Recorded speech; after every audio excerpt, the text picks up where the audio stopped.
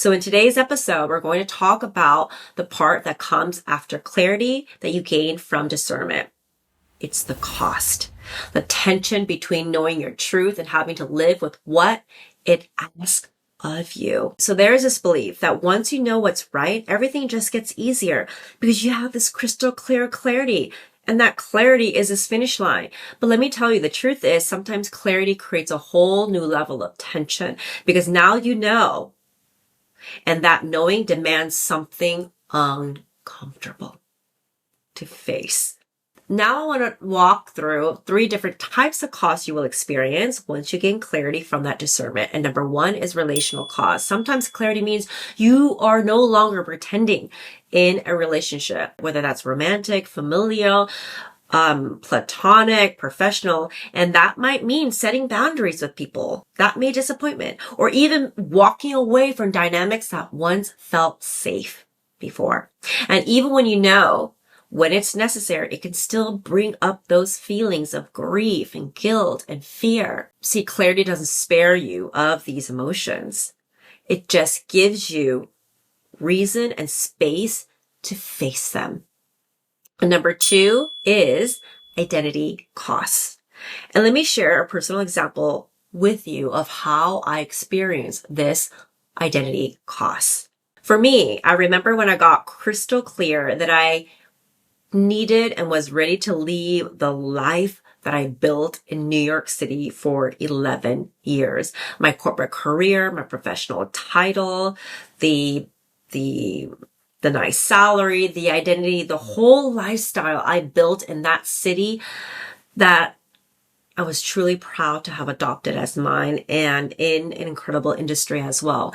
But that clarity still felt terrifying, not because I didn't trust myself in this next step and phase in my life, in this chapter, but because I kept thinking, what if I'm wrong? What if I'm walking away from everything I worked so hard for, this identity, this lifestyle, for something that may not work out?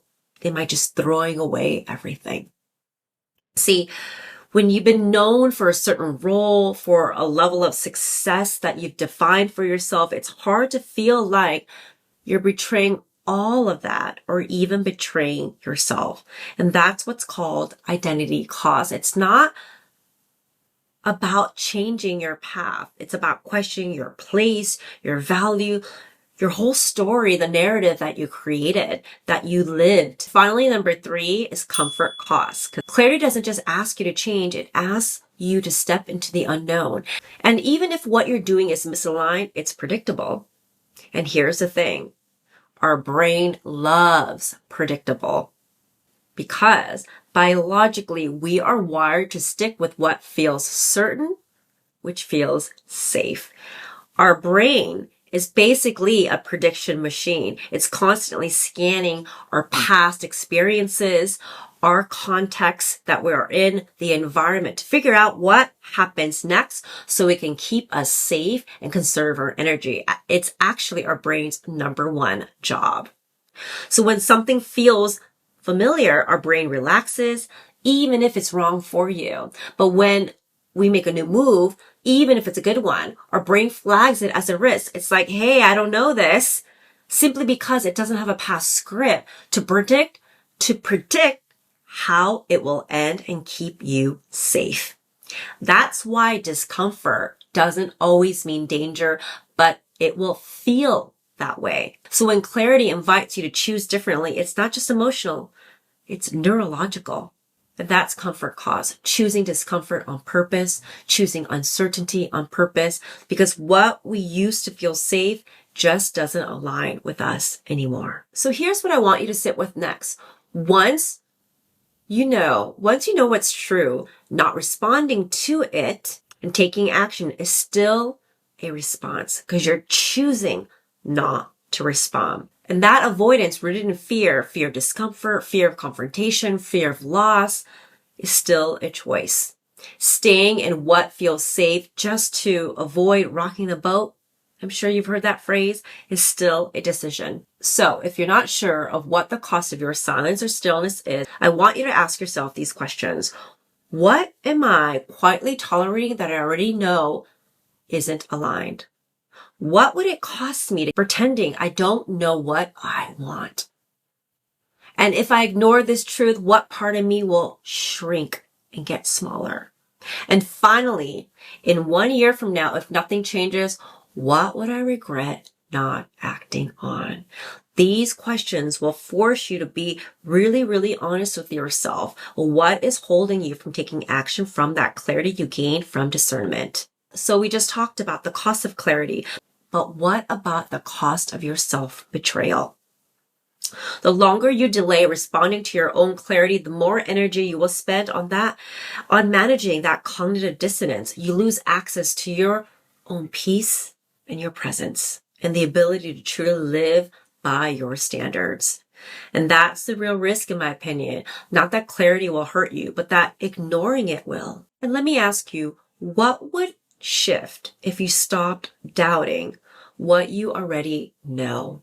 You don't have to be fearless. You just have to be willing to move in that direction, to live by your standards of what's true, even if your voice shakes, even if it feels uncomfortable, even if you may be scared. See, every time you act on clarity, even in a small way, you start becoming someone new because you're evolving, not as a whole new person and you're discarding your past, but a version of you that's closer to your inner truth, your authentic self. As you evolve, it doesn't mean you weren't authentic before, perhaps. It's just the authentic version of your evolved self. And it's not louder, it's not flashier, it's just more integrated. You start walking differently, you start choosing differently because you're no longer outsourcing your direction to old patterns or outside approval. You start living by your standards.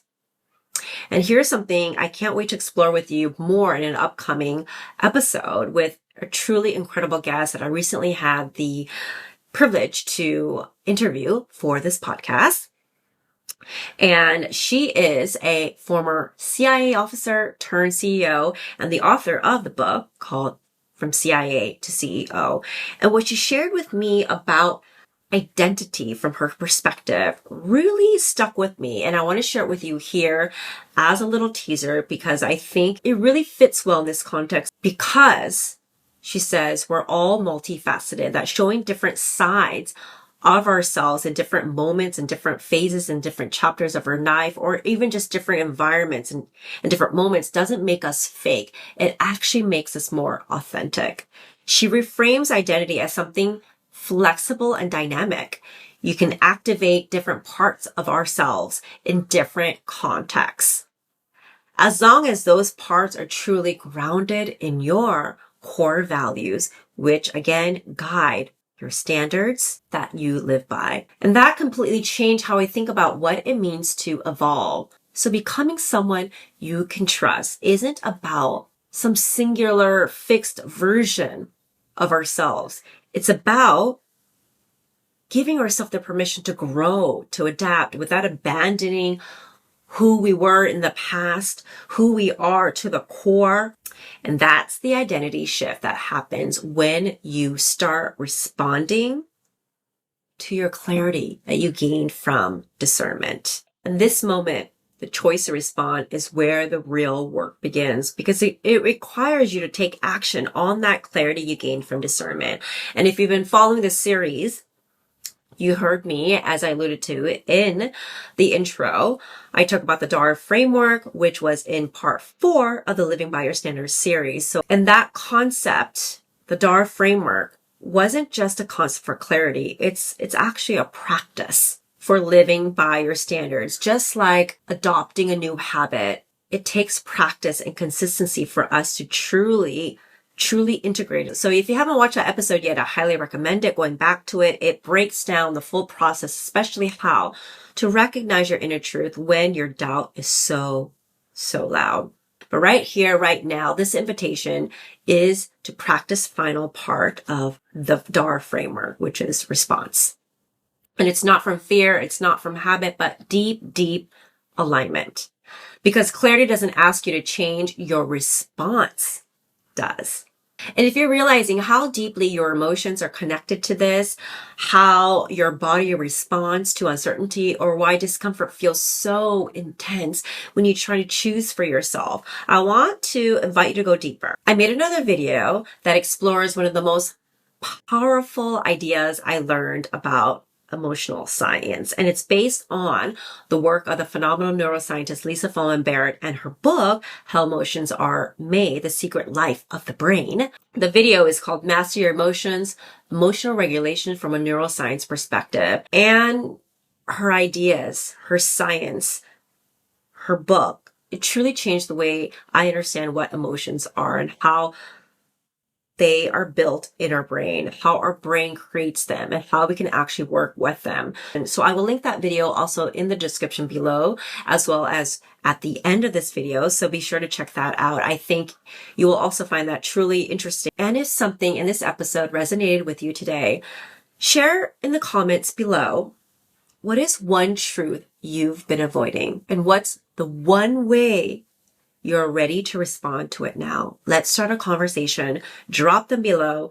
And thank you. Thank you so much for spending your time with me. If you're a new listener, thank you for joining this PS Younger Self community. And if you're a reoccurring listener, thank you for always tuning in and being a dedicated listener. I am truly grateful for all of you, for this little corner of the internet that is growing, and I truly can't be more grateful for all of you. It really drives me. So if this video resonated with you, brought you any value, please also subscribe and share it with one other person that you think this will bring value to their life. Thank you again. Until next time, take care.